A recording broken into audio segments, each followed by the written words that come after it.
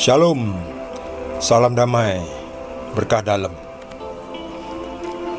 Kita lanjutkan perikop dari Injil Markus bab 11 dengan judul perikop Pohon Ara yang sudah kering, nasihat Yesus tentang doa.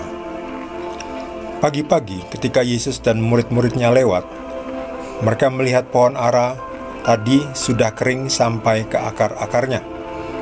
Maka teringatlah Petrus akan apa yang telah terjadi. Lalu ia berkata kepada Yesus, "Rabi, lihatlah, pohon ara yang kau kutuk itu sudah kering." Yesus menjawab mereka, "Percayalah kepada Allah. Aku berkata kepadamu, sesungguhnya barang siapa berkata kepada gunung ini, beranjaklah dan tercampaklah ke dalam laut, asal tidak bimbang hatinya, tetapi percaya bahwa apa yang dikatakannya itu akan terjadi, maka hal itu akan terjadi baginya.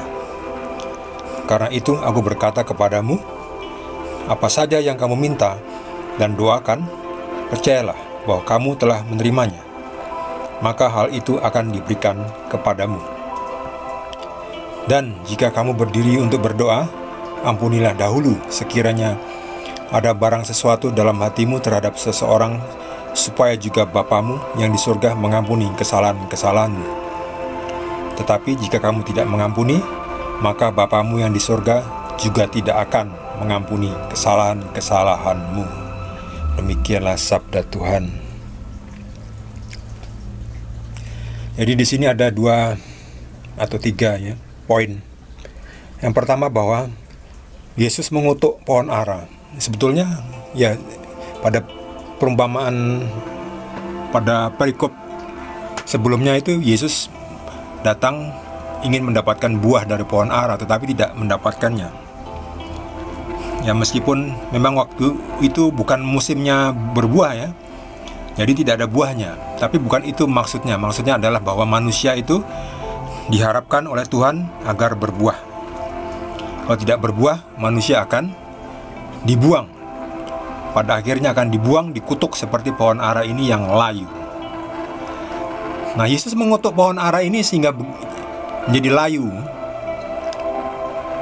Pada Injil sebelumnya, Injil Matius itu Yesus mengutuk pohon ara, lalu pohon aranya langsung layu. Kalau tidak salah pada Injil Matius tapi coba nanti rekan-rekan cek lagi. Yesus mengutuk langsung layu. Lalu Yesus mengatakan,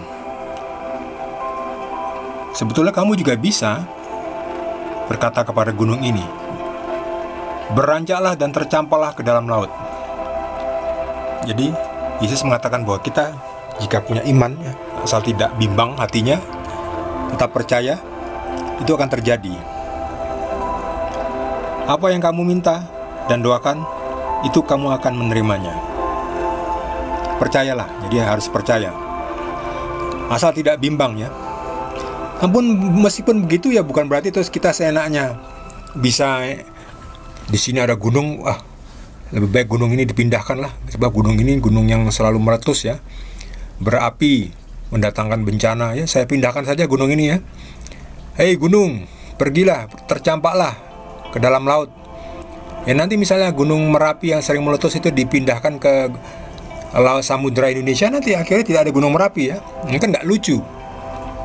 Jadi ini juga bukan harafiah seperti itu yang dimaksudkan oleh Tuhan Yesus. Yang dimaksudkan adalah kita memindahkan gunung persoalan dalam hidup kita. Kadang kita memiliki persoalan yang begitu besar, sampai seperti sebuah gunung yang besar, sangat sulit diapa-apakan nggak bisa dipindahkan meskipun kita kerahkan berbagai macam ekskavator, bulldozer untuk kita ratakan, itu hampir tidak mungkin Meskipun mungkin saja kita kerahkan berbagai macam bulldozer, ekskavator, truk, kita kerahkan lalu kita pelan-pelan kita pindahkan gunungnya, bisa aja. Tapi itu kan mendekati mustahil karena terlalu besar gunungnya. Ini yang dimaksudkan adalah memindahkan gunung, kesulitan, persoalan yang menghalangi kita, yang menghalangi hidup kita, yang menghalangi langkah kita. Nah, itu persoalan kita yang begitu besar itu bisa kita selesaikan, bisa kita pindahkan, ya. Bukan kita menyingkir dari masalah, kita selesaikan, kita buat hilang akhirnya, ya, selesai, hilang. Bukan kita menghindari masalah, kita hadapi, kita selesaikan. Satu persatu akan selesai. Yakinlah bahwa itu bisa terjadi. Nah, ini yang dimaksudkan oleh Tuhan. Kalau kita tidak bimbang, kita tetap percaya, maka kita bisa memindahkan gunung masalah dalam hidup kita, gunung permasalahan, gunung kesengsaraan dalam hidup kita. Asal kita percaya, mengikut Tuhan Yesus, memikul salib kita, dan mengikuti jalannya Yesus, kita akan bisa memindahkan gunung kesulitan, permasalahan dalam hidup kita. Lalu ya, poin yang ketiga, ini seperti doa Bapa kami. Kalau kita berdoa Bapa kami kan, ampunilah kami seperti kami pun mengampuni yang bersalah kepada kami. Ya tentu ya, ini sudah jelas ya, bahwa kalau kita tidak mengampuni orang lain yang bersalah kepada kita, kita pun tidak akan diampuni. Percayalah bahwa kita tidak suci-suci amat juga ya. Meskipun santo atau santa yang paling suci pun, mereka ada berbuat kesalahan juga sedikit banyak ya. Jadi tetap saja walaupun kita udah merasa suci, jangan pernah merasa suci. Kita harus tetap mengampuni orang lain. Mungkin orang lain memang lebih kotor dari kita, lebih jauh kotor, lebih jauh berdosa daripada kita, tapi itu tidak menjadi alasan bagi kita untuk tidak mengampuni mereka. Sebab kita pun meskipun kita merasa suci, padahal kita tidak pernah suci. Nah, kesalahan yang kita yang sedikit itu pun nanti tidak akan diampuni oleh Tuhan Yesus. Kalau kita tidak diampuni, kita tidak bisa masuk ke dalam surga. Bapamu yang di surga mengampuni, supaya Bapamu yang di surga mengampuni kesalahan-kesalahanmu ya. Kalau nggak diampuni oleh Bapa, kita tidak bisa masuk ke surga. Untuk itu, mari kita juga mengampuni. Jangan menganggap diri suci. Kita juga harus mengampuni orang, karena kita pun butuh diampuni. Bagi saudara yang mendapatkan pencerahan dari Roh Kudus, boleh juga berbagi dengan kita semua. Bagi yang belum subscribe, jangan lupa di subscribe. Kita akan lanjutkan di video berikutnya dengan perikop berikutnya. Terima kasih. Tuhan Yesus berkati kita semua.